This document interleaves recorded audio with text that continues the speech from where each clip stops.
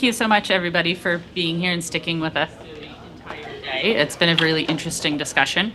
I am your moderator for this final panel. As introduced, I'm the managing editor of The Diplomat. We are a publication that covers Asia from the Caspian to the Pacific, which includes the largest Muslim country in the world, Indonesia, as well as several others like Pakistan, Afghanistan, and all of Central Asia. I myself, in my journalism, have covered Central Asia most, but also Afghanistan. In this panel, we're really going to try to situate Islam in contemporary international affairs. We spent a lot of time today talking about Islamism, post-Islamisms, the isms. This is going to be your non-academic panel for the day, I believe, which is great. I love my academics, but we're gonna talk about the practical implications of Islam in international politics, the sort of framing of relations between the Islamic world and the Western world. And we also want to get into the relative importance of liberalism, democratization, as well as the status of women in the wider Muslim world. In true journalist style, I'm going to start this and sort of steer this conversation via questions. My panelists, for the most part, are prepared for their questions. We have a late joiner and a new guest star, so she will get to go last, but that means she's the best. But I will also introduce my panel as I've been instructed to do. To my right, I have Ambassador Syed Tayeb Jawad, former ambassador of Afghanistan to the United States from 2003 to 2010, I believe, and is currently the chairman of the Board of Trustees of the American University of Afghanistan. To my far right, we have Ms. Dalia Ziada, the executive director of MEME, or do you call it MEME? Awesome, like memes. Everybody likes memes. The Center for Middle East and Eastern Mediterranean Studies, coming to us from Cairo, Egypt. And then our late guest star is Ambassador Raphel. Do I have that correct? Was a former ambassador to Tunisia, has done a lot of work with the State Department and consulting with governments, and so will also be joining us on this journey. So I want to start with Ambassador Jawad. I'd like to sort of start with a possibly provocative question. Does Islam actually play a role in shaping the foreign policies of Muslim-majority states? I think we have this perception that it does, and I'm curious to hear your reflections on whether it actually does impact the policies of Muslim states. Thank you. Yeah, thank you very much. I like straightforward questions, and despite the fact that I was introduced as a diplomat, I'm not going to be diplomatic because they say a good diplomat is the one who thinks twice before saying nothing. So so I'll be also relatively straightforward with my answers.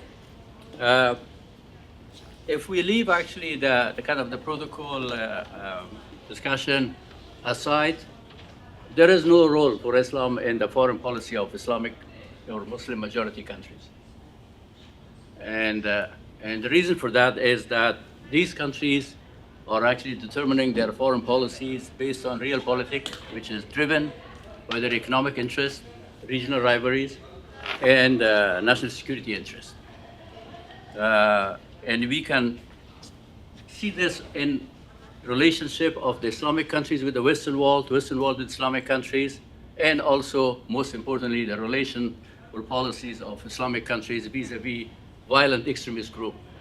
So if we start actually with the relationship of the Islamic countries with the Western world, while Islam provides actually a framework for the governance in different degrees and different variations, but does not provide actually a blueprint for foreign policy. And in state, the foreign policy decisions are driven by realpolitik and national security. And they pursue their interest the way it fits. And they adjust and amend their interest the way it's necessary for them, based on changing objectives and deliverable. So there is no ideological coherence on the behavior of Muslim majority countries or Islamic countries vis-a-vis West, their own cohorts, or actually other organizations. And we can see that if you look at the Ukraine war, if you look at Afghanistan, if you look at the Gaza crisis, if you look at the Uyghur and in China, all of them, if Peter Bergen mentioned the Abraham Accord of UAE and Morocco and other places. So all of these were driven by the national interest of these countries. They deem it actually advisable to their national interest and security to enter into these agreements. And also Western powers does not actually have one behavior against Islamic countries. It depends on the significance, economics and the significance of these countries for the United States. Afghanistan, an example, from being the probably first priority for 2 decades. Now it's really at the bottom of the priorities. The country has not changed, but the nature of the interest of the United States or other Western countries vis-a-vis Afghanistan has changed. But and also the behavior of the Islamic countries vis-a-vis the violent extremist group, the other Islamic Muslim group, is also very interesting. There was discussion in the morning about the different shape and type of Islamist and even post-Islamist group and different definitions that exist. If I simplify the violent Islamist group, I can put them in 3 categories. You have Al-Qaeda that fight the United States and the Western value.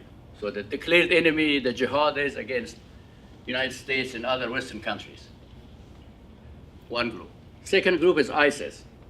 ISIS, jihad and fight is against other Muslim countries or societies by considering them an enemy, by considering them infidel or traitors and other. So they target other Muslim societies, countries, minorities.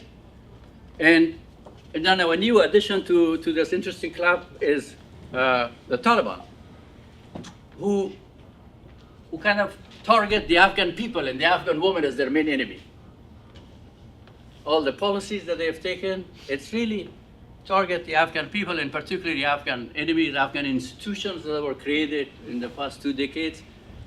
Of course, there are actually other organizations in Afghanistan, at least 22, but many more that operates in Afghanistan, and there are brothers of Taliban. They coexist with them, they work with them, but the main enemy for the Taliban right now is to turn Afghan into Muslims, to make them real good Muslims that are good for their life, for this life and the other life. And the behavior of the different Islamic countries differs by these things. Like, surprisingly, Al-Qaeda could get support from an Islamic republic because their anti-US slogans benefit that Islamic republic. Or ISIS may get support from one Islamic country that if it could be used against another Islamic countries. And in the case of Taliban, is a little bit more, even more complex. And we discussed actually about, I asked the question about the Doha agreement and kind of the notion that one extremist group can be used to fight another extremist group, and it did not work. It's not working. And when I was ambassador to Moscow, the position of Russian government was that Islamic extremism, and especially ISIS, is a danger to Central Asia, but I, as Moscow or Russia, has Taliban in its pocket, so we will control ISIS by being a good friend of Taliban. And that's why they were making this argument for the Central Asian countries and trying to convince them that they have good relation with Taliban, and that could be used as actually as a tool to undermine ISIS in Central Asia. And then the Central Asian countries said, well, if you can have good relation with Taliban, we can have even better. So they start being even closer to Taliban than what Moscow is. So to conclude, actually, I don't want to. It's the foreign policy of Islamic majority countries and Islamic countries is driven by realpolitik, by national interest, by regional competition. It's changing, it's evolving, it's reviving, and it's not based on any kind of ideological principles or religious principles. Thank you. Thank you so much for that. And just to remind the audience, once I finish asking my questions, I promise I'll give you a chance. So as you're listening, please write down those questions that you have inspired by these remarks. Ms. Ziada, I want to shift the conversation a little bit towards liberalism and democratization, which I know you've done a lot of work on with this question. Can Islam coexist with liberalism and democratization? What stands in the way of democratization in those Muslim majority states that seem to struggle in this regard? And you have a full spectrum of government styles across Muslim states when you take in the full world. You have Indonesia on one end, which is indisputably a democracy, and then you have, Iran, Saudi Arabia, Egypt, and on sort of this other end. So I'm curious about the interplay of liberalism, democracy, Islam. Take it away. First of all, thank you so much, Catherine, for your questions. I'm so honored and happy to be on this panel with all of you and to be also in this conference here today. And I've been following the discussions since the morning, and they are very interesting because I think the topics we're discussing today are not usually discussed in Western capitals. Maybe we discuss in our own capitals in Cairo, Egypt, in Afghanistan, in Pakistan, and so, but we don't really come together in one room to discuss in a Western capital as we are doing today. So I'm very happy this is happening. And let me start by trying to ask you a very difficult question, which many scholars have been trying to answer for many, many years, whether Islam is compatible with democracy and liberalism or not. I am a Muslim. I'm a proud Muslim myself. I love my religion, and also I call myself a liberal democratic activist. I used to lead a think tank in Egypt, and it is still active there before I moved here last year. It's called the Liberal Democracy Institute, where we just worked on that. On one hand, working to build our big dream of achieving liberal democratization in a country where this sounds like a mission impossible like Egypt, while at the same time fighting against radical Islamists in the form of the Muslim Brotherhood and other radical groups like the Salafists and others who wanted to hijack our dream for democratization. And it really struck me that once I got in this room, I saw this beautiful quote by Ambassador Richard Haas on the wall here about democracy, which says, "Democracy requires an informed citizenry able to question its government." This is something we don't have in the Arab world. And this actually brings me to the very important point that the problem with democratization in our societies is not very much related to Islam as much it is related to the ideology of Arabs. And Catherine, you mentioned beautifully the example of Indonesia. Indonesia is a majority Muslim country. It was able to achieve democracy. Turkey also is a majority Muslim majority country, and it was able to achieve democracy. And even now, despite the attempts to Islamize, I would say, Turkey, the people are still standing strong against these attempts, and they're holding strong to their liberal democratic values, the secular Turkey they want to keep. So I think the problem is mainly Arab. And this takes us to the point that Ambassador Jawad here mentioned, is that it's not Islam, but Muslims, and what their policies are is what shapes foreign policy and what also shapes domestic policy. In that sense, we can actually fairly say that it's not Islam that shapes politics, but it is politics that shapes Islam.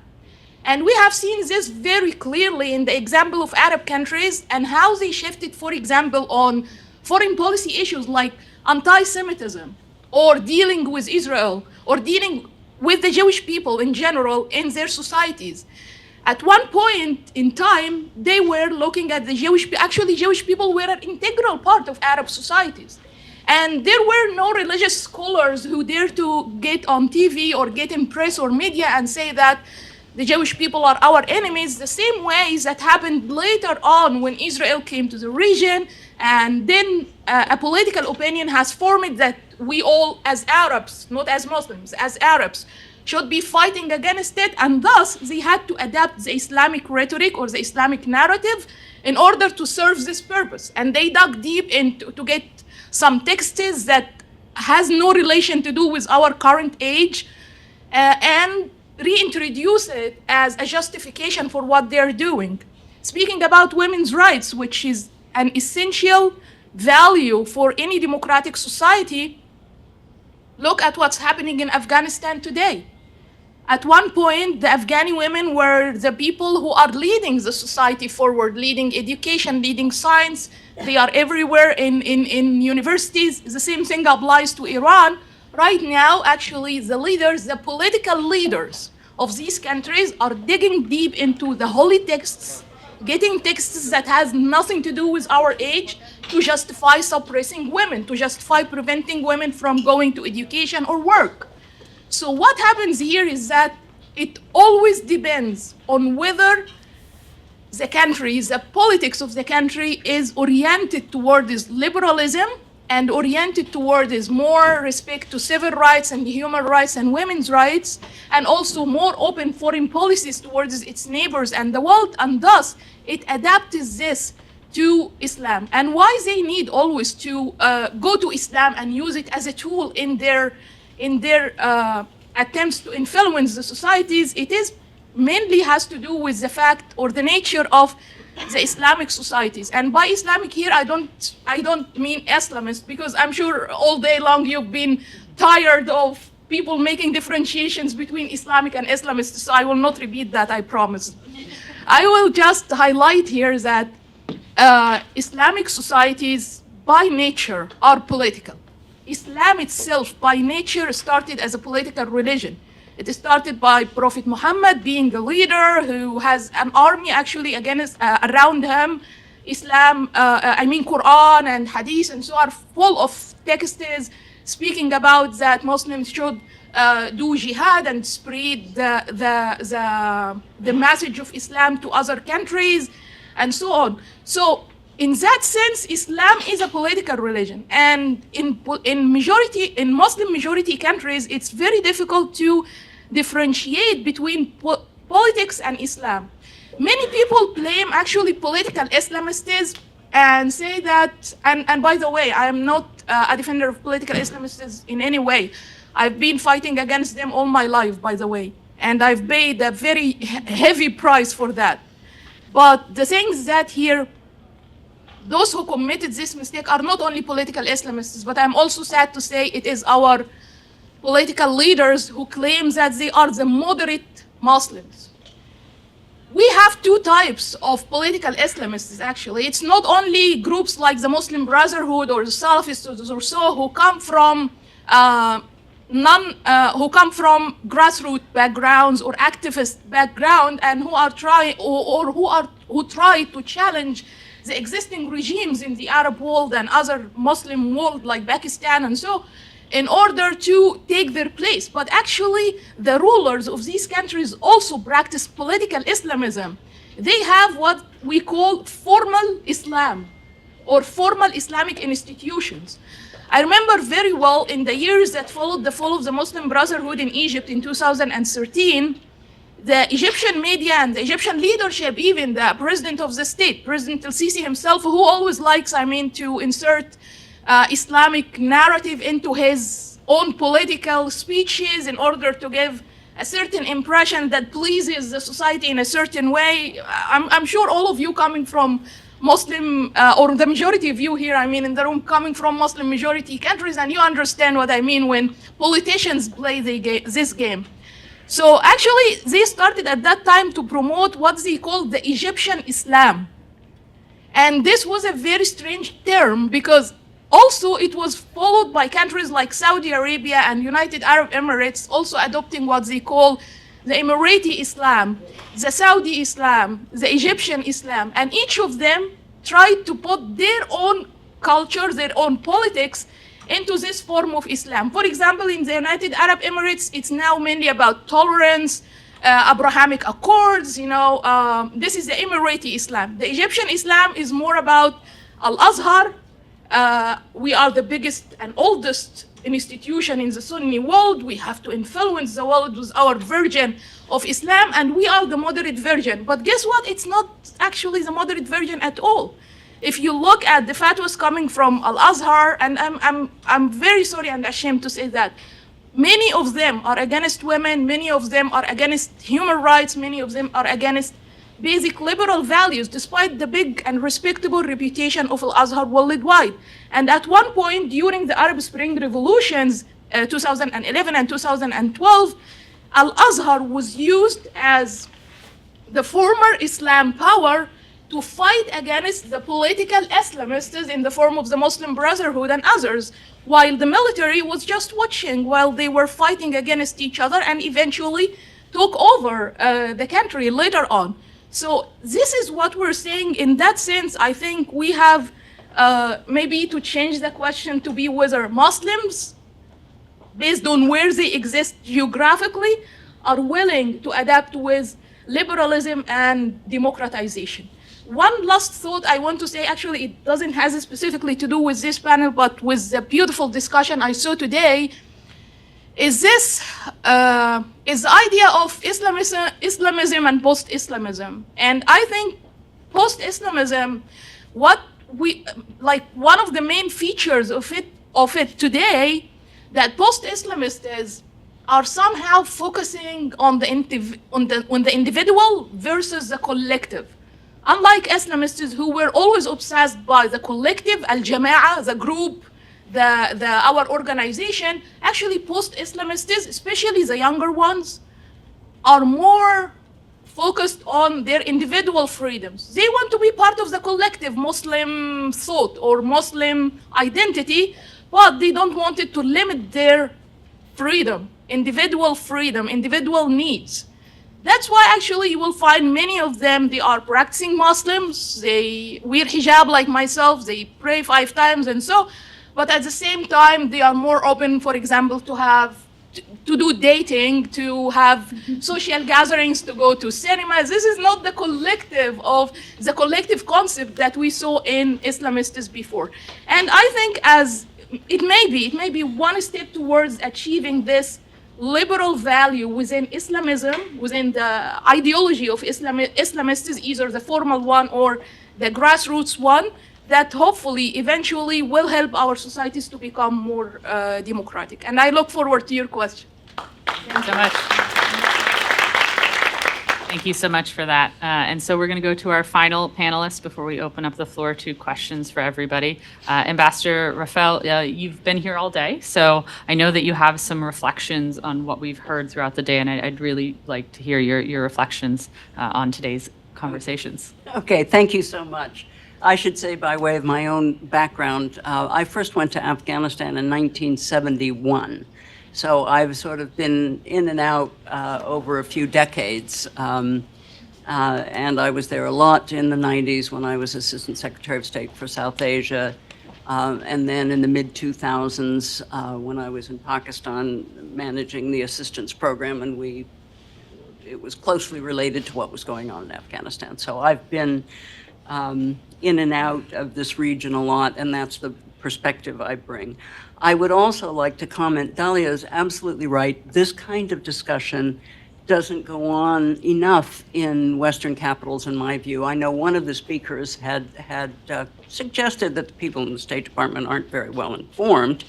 And of course, I would question that in a way, but the fact is we don't get exposed to this kind of discussion, and in part, it's because of bureaucracies and time and so on. It's not lack of interest, it's lack of opportunity.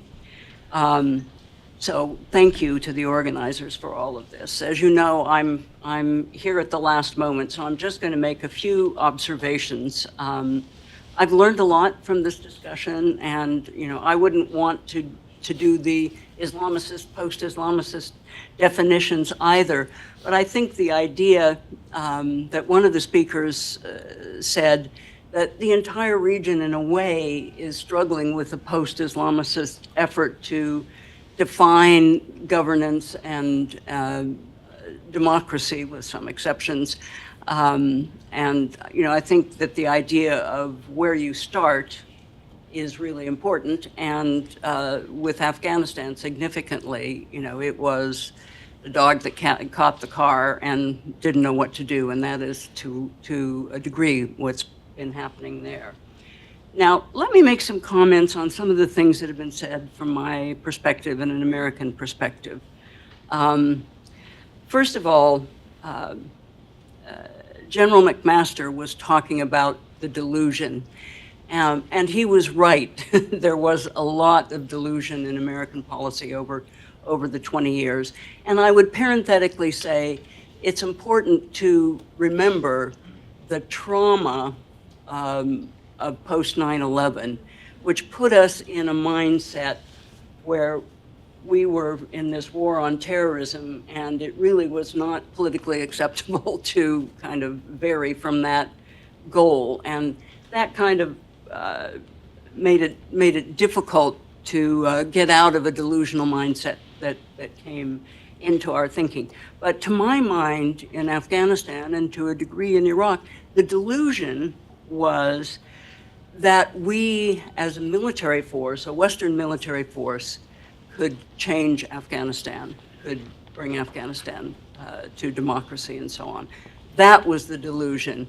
And this was not a politically correct view in America, but my own conviction was that if we had militarily, which understandably we had to do after 9/11, toppled the Taliban government, that was fine, but we should have stayed with a large diplomatic and development presence with the long-term commitment to develop and so on, rather than trying to fight the Taliban. I think fighting the Taliban was not a smart thing to do. I think if they'd been invited to the Bonn conference, they would have been small. They were defeated, they'd been run out of Kabul, they would have been a relatively minor player. I know that many people think, and I agree, that was politically impossible at the time, but when you think back, to minimize the Taliban and put them in perspective of the 15 or 20 or pick a number percentage of Afghan culture that they represented, that would have been the best approach.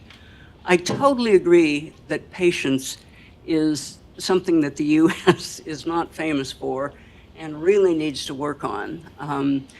Back in the day when we had development programs around the world, we would have an expert, in the Ministry of Agriculture for a decade. These kinds of patient, long-term commitments to development is something that we used to have, and I think we really need to restore. Groupthink is a very dangerous thing. That has happened. Again, I would point to the post-9/11 environment that sort of encouraged that groupthink. But I think the dangerous part of groupthink in Afghanistan was that we assumed that the Afghans were committed broadly, not just the urban Afghans, but Afghans all around the place, were committed to the Constitution, that they had a democratically elected president, and that that government had to be the partner for the Taliban in any sort of ultimate negotiation. I think we were confusing the desire for a voice, which I think is very strong in every country, and it was very strong in Afghanistan, all throughout the country, rural as well as urban areas. We were confusing that voice with the urge for a voice with the government that was in many ways not viewed as terribly credible. And it was very hard to distinguish those two conflicting items. A lot of talk about Pakistan and the view that if we just could have corralled Pakistan or gone after Taliban sanctuaries in Pakistan, that we could have solved the problem. Again, Pakistan was very definitely playing a double game. The Taliban had been ensconced, particularly the Haqqanis, in Pakistan for 30 years from the time of the Soviet Jawad. From the Pakistani point of view, it was very difficult to dislodge them, but more important, the Pakistanis knew, because they knew us very well, that in due course we would leave. And so they were hedging their bets. And they tried to tell us, to be fair to them, and we didn't want to hear. And that was, again, one of the delusions. The talk of the Doha Agreement, absolutely, the Doha Agreement did not work out. You could have said it worked out if we'd had a clean exit from Afghanistan, but as we all know, with the total tragedy and fiasco at the airport in Kabul, that didn't work at all. And I can only say we needed to assert more time in that whole negotiation. We'd already moved the date with the Taliban from May to August, we could have negotiated further on that, and it was a mistake not to. And I think that's very, very, very, very clear. As to the future, I think we need to stay engaged with the Afghans, not only the Afghan people, but also the de facto authorities, not giving them money. And I think it's a bit misleading to suggest that aid goes through them. It actually goes through NGOs and so on and so forth. But there's no doubt in my mind that there's some leakage of the money. But I do think we need to engage with the Afghan people, which means we need to be present. In my view, the U.S. Embassy in Kabul never should have closed. It should have been downsized by about 1,000,000%, and moved from behind these walls and so on and so forth to a modest presence so that we could engage with the Afghan people, so we could talk to the Afghan people. So, in terms of our other interests, so that we could know what was going on in the country, and especially on counterterrorism and all the rest of it. We are basically blind there now because we're not on the ground. I think that was a big mistake. Again, many of my views are a bit contrarian and controversial, but after looking at the situation a long time, that is what I conclude. I would make one more pitch for one of the programs and projects that we had in Afghanistan, which I think holds the most promise for the future, and that is the American University in Afghanistan. It is still operating. It's operating remotely, but it has a huge amount of interest, many applicants, and thanks to COVID, sadly, it is very, very well adjusted in this online program and is making a contribution. And I hold that in my mind as one of the future points that will really restore our reputation in Afghanistan when things change there. And I would simply say the Taliban in Kandahar can't last forever, and we need to plan against the day when their power diminishes and the voices of the people arise and are paid attention to. Thank you. Thank you so much for that. All right, so we're going to be opening this up to questions. I have 2 requests. Introduce yourself, and then make sure whatever you have to say ends in a question mark. If you don't do either of those things, I will interrupt you. I'm militant like that. So we've got a question right here, and then we'll go to the gentleman in the back. Introduced myself previously, but I introduce again. My name is Sahra Karimi. I am filmmaker and professor of film study at Yale University. So my question is, Mr. Dalia. Mess. And so I really like your thoughts, but from morning till now, like everybody is talking about Islamism and post-Islamism, but I think that it is male narrative and male perspective, and we don't see so much of female narrative and female perspective. Where is the position of women and their perspective and their narrative in this post-Islamism era?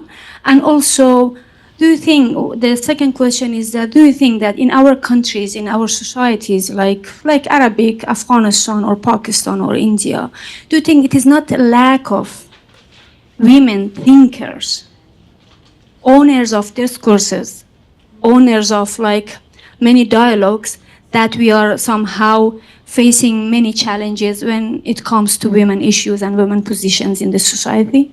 This is a beautiful question. Thank you. It's actually also one of the most disregarded topics about where the women are in the Muslim societies, why we always view them as suppressed or victims of the Muslim or radical Islamists or Muslim political Islamists, either formal or grassroots.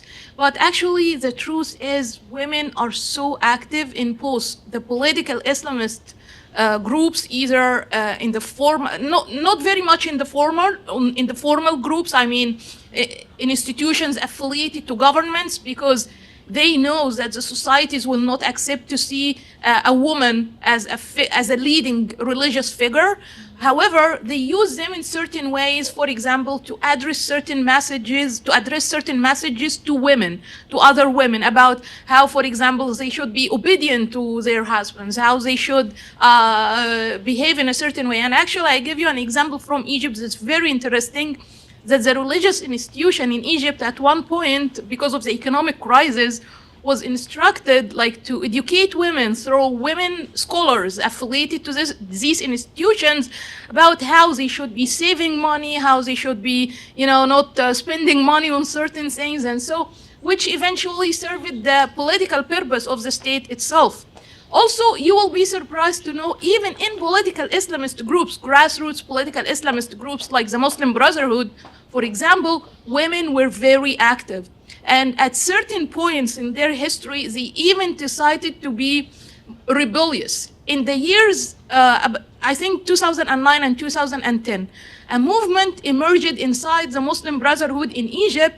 It's called the Women Sisters. And these Women Sisters made a revolution, kind of a rebellion inside the very strict hierarchy of the Muslim Brotherhood, asking to take leadership roles, because all the time they were banned from taking leadership roles. So this is, I would say, somehow women are more active in these groups, but when you go to the more radical and more extremist groups like the Salafists, like Taliban, and so, actually women are totally marginalized because they are seen as a threat. What Taliban is doing to women today is actually because they see women a threat. They don't want to see women going to streets protesting like what's happening in Iran. They don't want to see women leading social movements like what happened in other Muslim majority countries. So they just took the preemptive action of suppressing them, keeping them at homes, forcing them to hide from the society completely under the name of religion or religious teachings and so. So I think women are victims, that's true, but I mean, we're strong enough. We're still fighting, we're still trying, and I think one day we will win. Eventually, actually, what's happening, as you know, Ambassador Raphel just mentioned, Taliban will not stay there forever. The Iranian regime will not stay forever. All the other extremists who exist in our Arab countries or Arab side of the world will not exist forever. At one point or another, they will die under the influence of the rise of more people who believe in democracy and liberalism, I believe. And then I think. Thanks. Okay. Adam Weinstein. By the way, this is for Ambassador Raphel. I agree with you about the embassy. If for no other reason than it's difficult to open an embassy once you close it, and it has downwind effects like not being able to process visas or the Fulbright program and so forth. But my question is, in H.R. McMaster said something that I thought was interesting, which was he criticized. He criticized the Trump and the Trump administration that he served in for negotiating the Doha Agreement, negotiating with the Taliban directly for a withdrawal. And I think he was implying that perhaps if you were going to leave, which I understand he's against, but if you were going to leave, General McMaster implied that it would have been better not to negotiate with the Taliban. And of course, the problem with the Doha Agreement was that the Taliban and the Trump administration both had the same goal, which was to leave, which made it so that there was almost no leverage. And I'm wondering what you think about that. Would it have been better to just have left if we were going to leave, rather than giving the Taliban this sort of legitimacy of sitting across the table from them? Or was the negotiation necessary? Thank you, Adam, and that's a very good question. What I think is that we missed an opportunity early on in the Doha negotiation to put the Taliban, for the Taliban to join a coalition government, which would have turned out, I don't know how it would have turned out, but it would have been better than what we ended up with. I mean, I think it's hard, it is appealing to say, okay, we're done, we're leaving. But of course, in that context, the idea of the negotiation was so that the Taliban wouldn't attack us on the way out, as the Soviets did when they went across to Amudarya in nice little lines and nobody laid a hand on them. So that was a successful withdrawal negotiation in that sense. So I think that would have been very difficult. In terms of including the Afghan government, as you know, I think very well, we'd try that like a million times and it just wasn't going to work a three-way. So we were keeping the Afghan government informed, and the whole idea was you reach an agreement for a coalition, which in the beginning, early stages of that negotiation could have been 50-50, but it went from 50-50 to 60-40 to 80-20 to 0-100. And, you know, that has been the disaster that we've seen. But bottom line, I think we had to negotiate in order to protect our troops on the way out. And I do think, as I said, that President Biden, after allowing 4 months of all kinds of consultation on his team and delaying the withdrawal, could have delayed it a bit longer so that we could have done some further negotiation. And in the beginning, as you recall, Ambassador Khalilzad was always saying nothing's done till everything is done, including an interim government and all of that. But the time pressure on him grew to get the troops out, so nothing came of that, you know, which does lend credence to the idea that it wasn't a great agreement.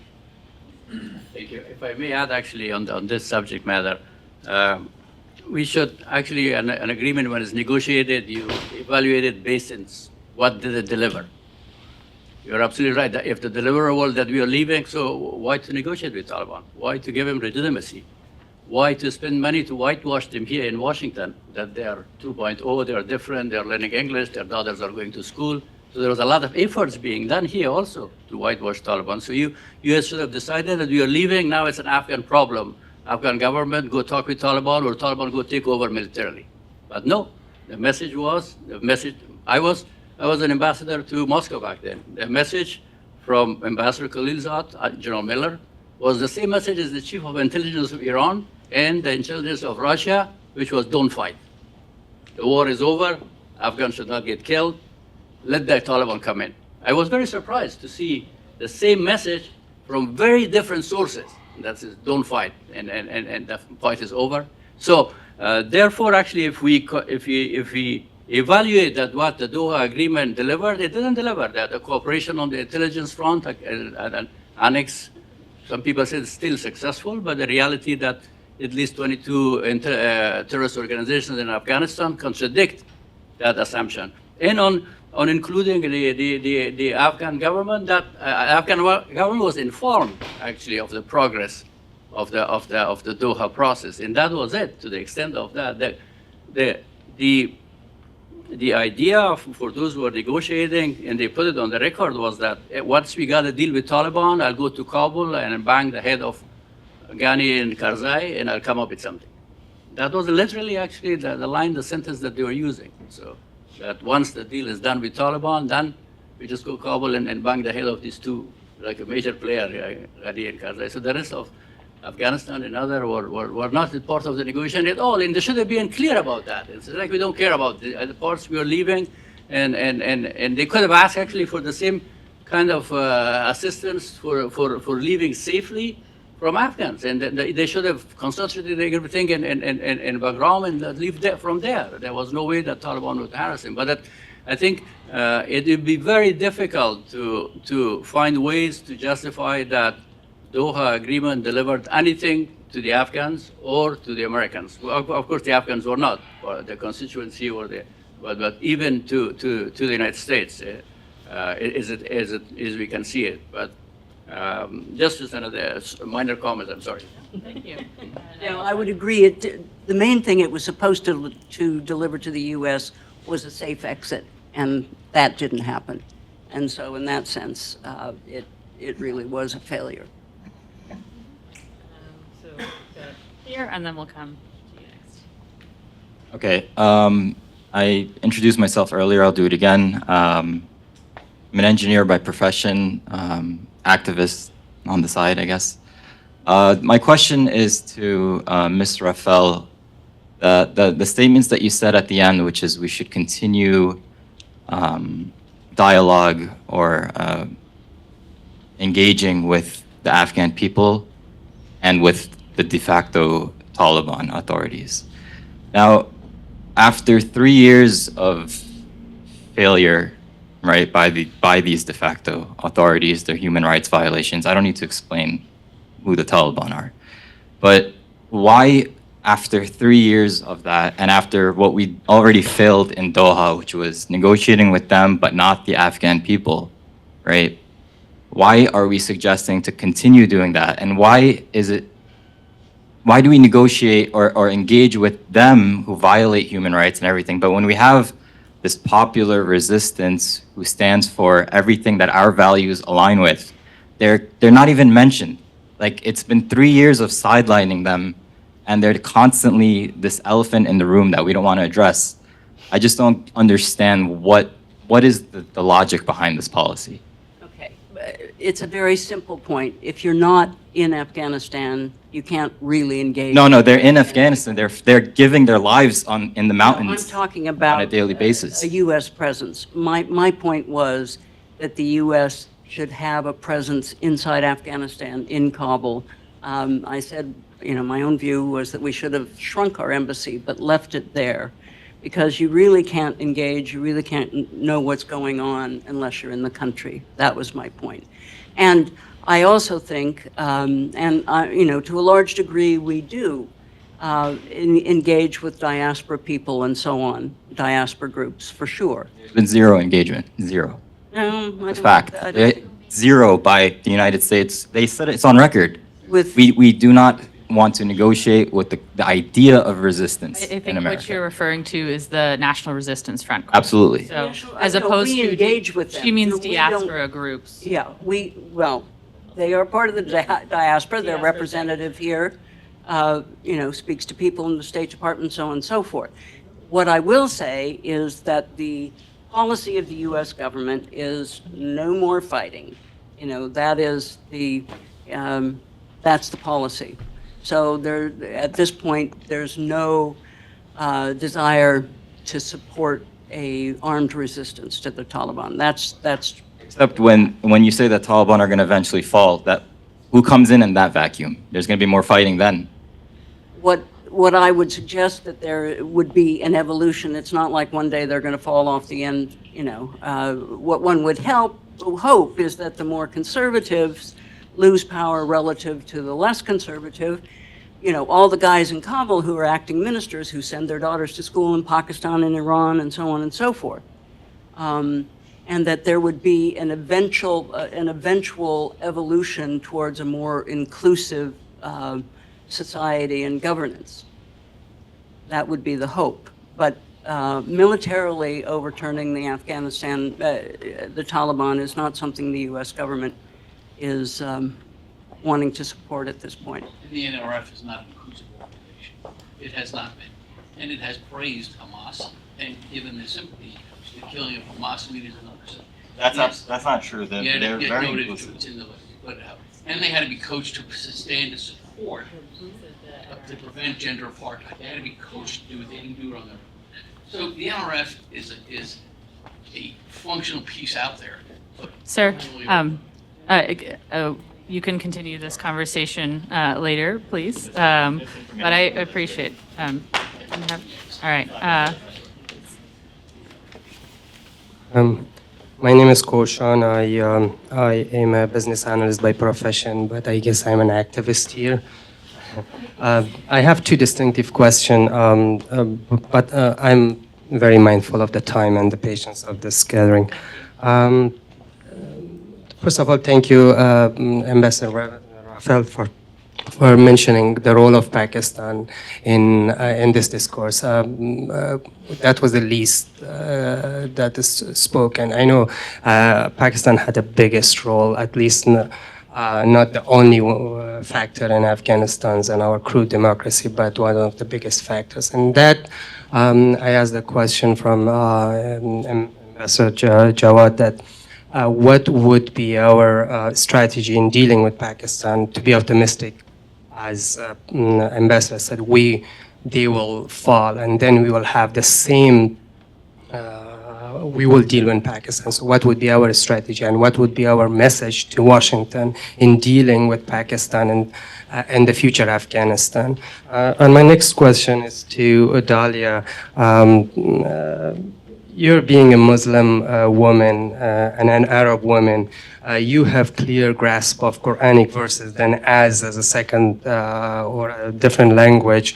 I would like to know your opinion about what is the root cause of the radical misogyny in Muslim communities collectively.